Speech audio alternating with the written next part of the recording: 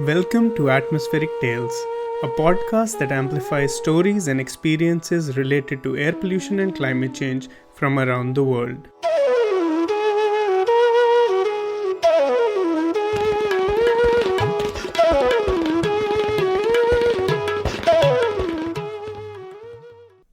I'm your host Shazad Ghani, and welcome to another episode of the Atmospheric Tales podcast.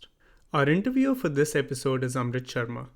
Amrit is the founder of airpollution.io and the creator of several innovative digital products that help people access and understand real-time air quality. Most notably, he created Smokey, the friendly chatbot that delivers air quality reports on Facebook Messenger, Twitter, and WhatsApp. Professionally, Amrit is a developer advocate at Ecobee, a Canadian tech startup fighting climate change by helping people reduce their environmental footprint with artificial intelligence-powered smart thermostats. Our guest today is an atmospheric scientist with an expertise in air quality. She is the director and co-founder of OpenEQ, an open-source platform that improves access to air pollution data collected by governments and international organizations around the world.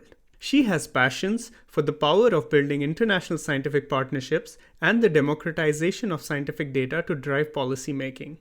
Her organization, OpenAQ, is now collaborating with the Environmental Defense Fund and Development Seed to build a platform to aggregate and harmonize air quality data collected around the world using low-cost sensors.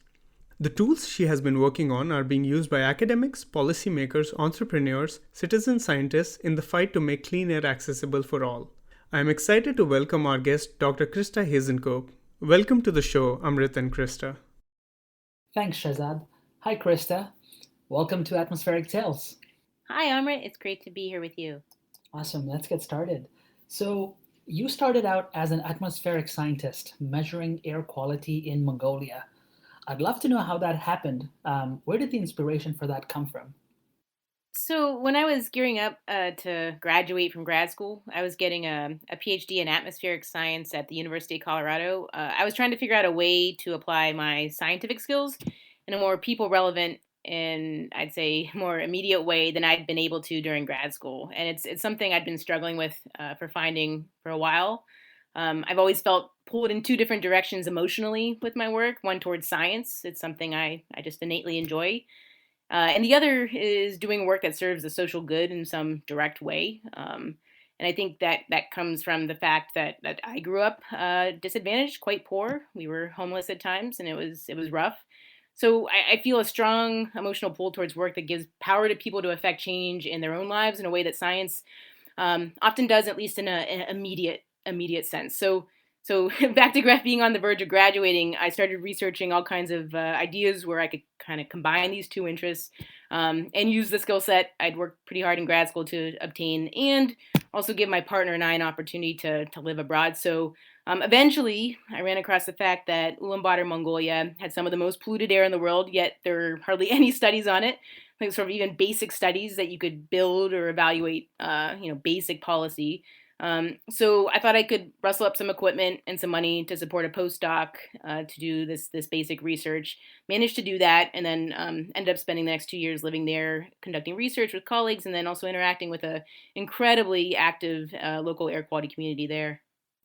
Wonderful. So, how did that lead to OpenEQ? Where did the idea to build this global platform come from? And how has the journey been so far?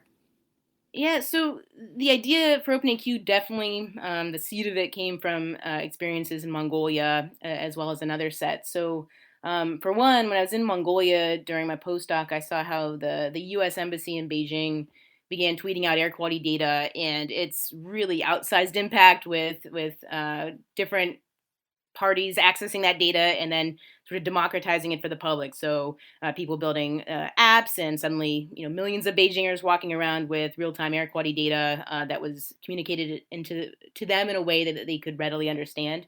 And I was just sort of floored by that. So a foreign service officer slaps an air quality monitor on the roof of the embassy. I'm making it sound simpler than it is, but that's essentially what happened. And it changed ultimately, I would say it changed the air quality in China. And that just seemed so efficient in terms of time and resources.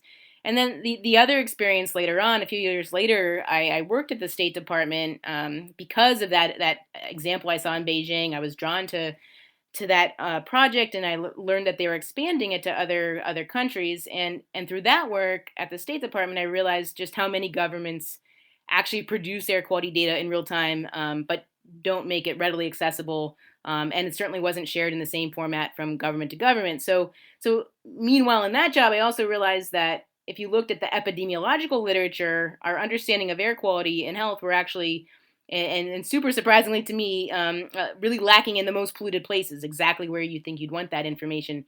And then at the same time, the most policy relevant epidemiological studies had relied on government generated air quality monitoring. So it seemed like there was a very obvious gap there. And so from that and the experiences in Mongolia and also seeing what happened in Beijing with that one monitor, it kind of made the idea of harmonizing the existing data in one place a no brainer. So I first looked around for other established organizations that could build what essentially OpenAQ is now, but honestly failed to do that effectively.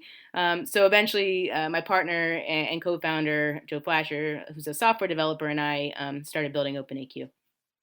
That's amazing. What a journey. So, what are some of the challenges of archiving data collected from all around the world? Can you tell us a little bit about your experience from different countries in terms of maybe the sparseness of the measurements or the challenges in obtaining data? I'd say, of course, to a zero order, one major challenge is there just simply isn't data in a lot of places. So, across whole continents like Africa, large swaths of South America, Central Asia. But I do think the amount of data that's available from governments is often underestimated. Um, I hear pretty frequently that there's no data in Africa produced by governments, and that isn't true. There's actually quite a bit, but I think the challenge is accessing that data and maybe more directly incentivizing government agencies that are often pretty cash strapped and have many other competing priorities to open up that data. And I think another challenge has been relatedly defining, communicating well what is meant by truly opening up data. So, not just putting data on a graph or a website, or even having a download button. So those are all helpful avenues to get that info out. But I think to truly open it up and make the most possible use cases come from that data, you need to make it programmatically accessible. So where a computer program can access and interpret the information, you don't need some human in between clicking buttons. So this is a subtlety. It's a super important subtlety. It's a technical nuance, and I think it gets overlooked a lot by government open data policies in some places, and also by funding organizations that support other governments' air quality monitoring infrastructure. They'll require that the data is open, but they don't necessarily precisely prescribe what open means. That's so interesting.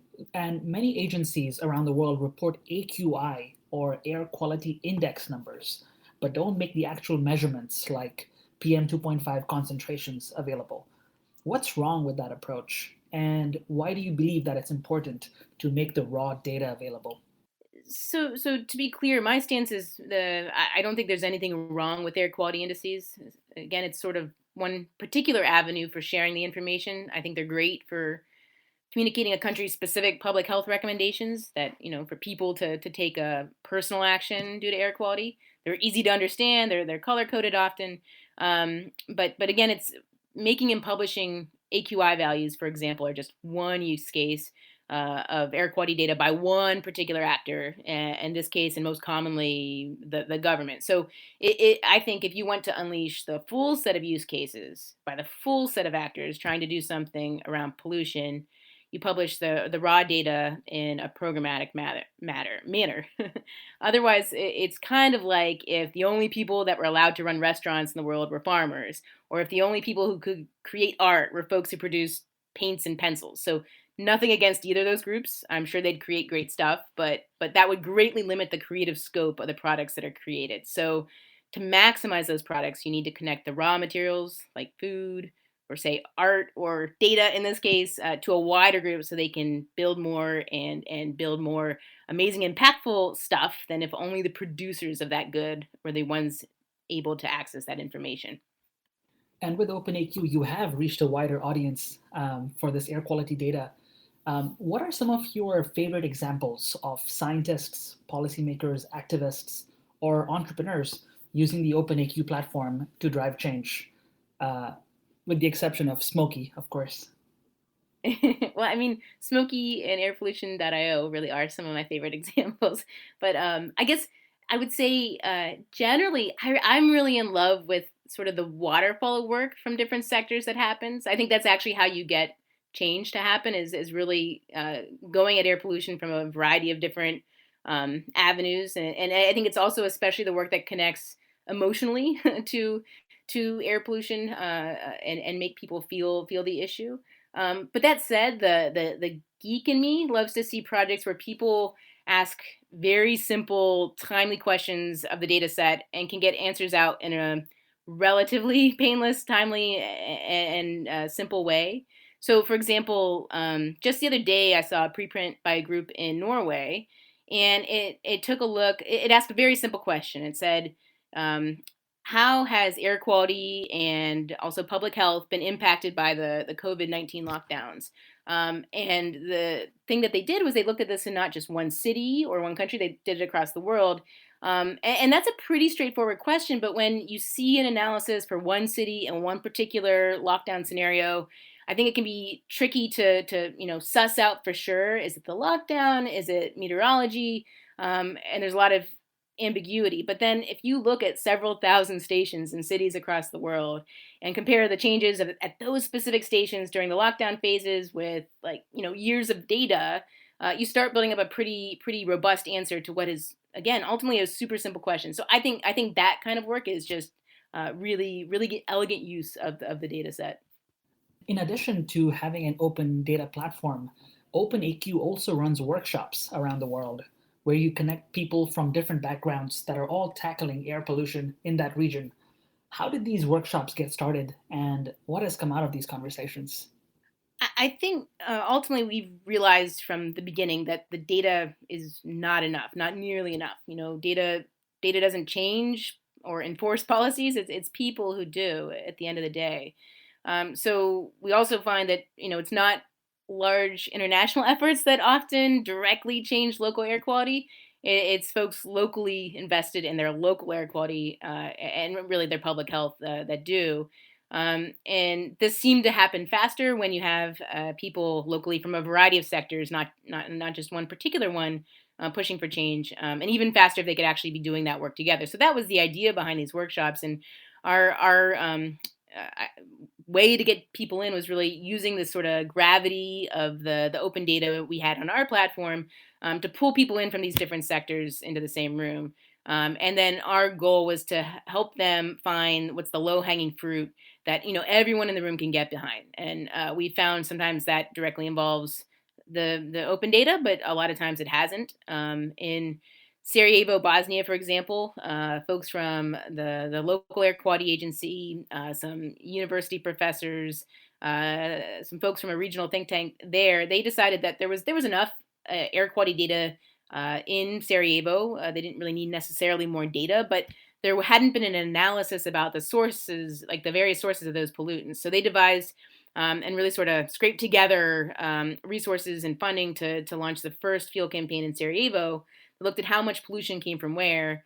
This is stuff you absolutely need to know in order to develop any sort of actual policy. And it came together. The idea for that came together in the workshop. And another example is in Accra, Ghana. Participants made a call to the government because of the lack of open data. So the government agency there in charge of air quality monitoring does produce data, but it wasn't shared in a fully open way. So these participants published an open access commentary calling for the data to be more open. It attracted some scientists who have been now working with them to deploy low-cost sensing monitors in Accra and provide some source of open data. So we then, as OpenAQ, part of our nonprofit mission is to capture these stories and then share them out broadly so other people in other places can be inspired by their work and really amplify what they're doing so it has even more impact. Great. And for our listeners, Sarajevo is the capital of Bosnia and Herzegovina, a country in Eastern Europe. All right, let's talk about Data. So OpenAQ incorporates data from long-term measurement sites, like those usually run by government agencies. However, many countries around the world, for example, many countries in Africa, have very few long-term measurement sites. But government agencies, academics, and others often conduct more short-term measurement campaigns, ranging from weeks to a few months. What can we learn from these short term measurement campaigns? And what are some of the challenges of incorporating them on the OpenAQ platform? Short-term campaign data can be useful for exactly the reason you point out. I think it can fill gaps in the air quality landscape where there's just simply no other long-term data produced by other entities. So um, it definitely has value from that, and sometimes even calling out that there's only short-term data available from, say, a particular scientific campaign or government effort. It's enough to spur longer-term monitoring. But it is a challenge to incorporate it into OpenAQ. It basically boils down to competing priorities and bandwidth of both the data producers and us as the data sort of harmonizer and share. In OpenAQ, the vast majority of data ingested happens automatically from adapters that go out every 10 minutes and search for new data sources, new data from sources that are producing data continuously. Um, but this sort of data, the short-term data, it's done as typically a one-off exercise, so it has to be formatted and uploaded manually. So that's intensive for both the, say, the researcher or the government official who's sharing that short-term data to get that data in the right format, and then it's also manually intensive for OpenAQ to do it manually. And then the other challenge is at the same time, because the data is from a discrete period of time, say it's just a few weeks, it's less likely someone's going to ping the system to request that data. So as the older the data gets, the more likely that that's even more the case. So it's still tremendously useful for a lot of efforts that look at the total data set. Oftentimes, groups that use the data to combine with, say satellite derived measurements for models. But because it's not an automated process, it's just a bit cumbersome for both sides. We're actually working on changing that with a new tool, but it will always be a less fluid process by the nature of the data source. Got it. That makes sense. OpenAQ's mission is to fight air inequality. Can you explain to our listeners what you mean by that? Sure. The term air inequality falls out of a broader term, I think, of environmental justice. And, environmental justice is this belief that environmental benefits and burdens should be equally distributed to everyone. And we decided to focus more on a subset of environmental justice that we term air inequality. And that term's meant to capture the specific and severe human rights issue that the inability to breathe clean air poses to the vast majority of the world's population. And we think air pollution is just such a massive problem. I mean, it's responsible for 1 out of 10 deaths roughly across the world. That it really deserved its own term for the public to rally behind, and because it's that important. Totally. More than half of the world's population, including many countries in the global north, still don't have access to clean air. Yet, many leaders still choose inaction, even in the face of overwhelming scientific evidence. So, how do you keep yourself motivated? Air pollution is tricky. I mean, take COVID-19. So I myself respond very viscerally to the immediate and therefore like seemingly more catastrophic nature of the disease. But I know that air pollution kills more people on a yearly basis than we hope and estimate COVID-19 will.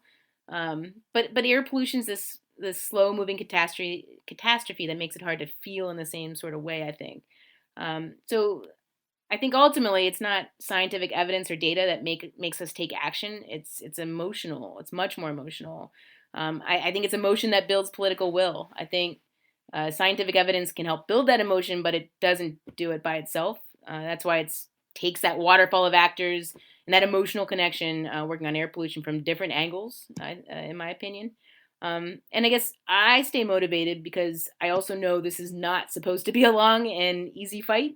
It will be a long and easy fight. I also derive happiness from the wins around us with air pollution. I see more media articles, studies, apps, and awareness than ever. I see success stories for reduced pollution on nearly every continent. But I also, importantly, remain unsatisfied. So for me, my motivation is in the combination of deriving happiness from the progress we've made and staying unsatisfied. So I keep wanting to do more. And you do quite a lot, so I know on behalf of the OpenAQ community, uh, there would be hard pressed to find someone who's done as much as you have to make air pollution conversation really take off around the world in the last several years. So thanks for doing that. Open data and open source products are great for users because they are free. This is one of the reasons why OpenAQ is used and loved by academics, government agencies, startups, and citizen scientists. But how do you fund a project where the main product is free? What lessons have you learned, and what tips do you have for other folks looking to do social good, especially in the open data and open source space? I won't lie, it's hard. um, I see efforts to harmonize open data of various sorts besides just air quality, and to build out sort of the ecosystem of tools that's possible around them as sort of a invisible infrastructure. I think it's typically easier to get the shiny end product funded, so the beautiful data visualization or the study that has direct policy consequences, and those things are super important. They're actually what touch the general public, but if you build that invisible data infrastructure right, you'll enable so many more of those applications downstream of the data. So we've learned over time to make a better case for the value of that invisible infrastructure, and really to lean on our community to share what they are building and how it's been impactful. It helps amplify their work, and it also helps support ours. We've also been working on educating funders in this space on the value of open data sharing and harmonizing this sort of data and building that infrastructure behind it. But it's definitely a struggle. You recently announced a partnership with the Environmental Defense Fund, or EDF, to now include data from more low cost air pollution sensors on your platform. Why is that important? And why do that now? Because we know that data from these low cost sensors may not be of the same quality as the existing data on OpenEQ. So we're very excited about this, and you ask why now, and I'd say why not yesterday. Honestly, that's because it's been because we now have funding and support to do this from our partners like Environmental Defense Fund, working with Development Seed, also funding from Clean Air Fund and Climate Works. That wasn't available previously, and don't get me wrong, we're excited, but we know this will be very challenging. Low cost sensing is tricky in terms of the data quality, as well as many other issues that go into aggregating and harmonizing disparate sources that are far more disparate than, say, the government data sources we have currently on the OpenAQ platform. But it's really an unprecedented source of information about the global air quality landscape. I also think it's the harmonizing effort that can push more sensor makers to be more transparent in how their algorithms work and push them towards ensuring quality. It's hard to hide when you have a bad sensor if it always appears off next to all the other sensors. Um, and I will also say it's easy to underestimate the value of data you're not yet using. So when we first started OpenAQ and harmonizing the government data, one thing I heard repeatedly from many colleagues in the research community was that researchers would never use the data from the platform. The data was captured in real time, so it wouldn't be reliable enough. Who knew what quality controls were used by various governments since they did different things, and it wasn't knowable anyway what precisely they were doing. And now we see, 100 different citations in Google Scholar for the data accessed from the platform. So people find a way, and it's not because they compromised on data quality. They just learned the caveats and the nature of this particular data source, and they managed to extract valuable insights from it all the same. So to be clear, I think it will be tricky for us to do from the technical aspect to sustaining the cost of it, frankly. But I have complete faith that at the end of the day, people will find incredibly impactful ways to use that harmonized low cost sensing information in ways we probably have a hard time imagining right now. Thank you so much for your time today, Krista, and thank you for building the OpenAQ platform. I know a lot of my work, from Smoky to the emoji air pollution map or my website, would not be possible without OpenAQ. And also, thank you for nurturing this global OpenAQ community. Thank you so much, Amra. It's wonderful to be here with you. With that, I would like to thank our interviewer Amrit Sharma and our guest Krista Hazencope for joining us on this episode of Atmospheric Tales. Thanks to all our listeners for tuning in. Don't forget to subscribe and share.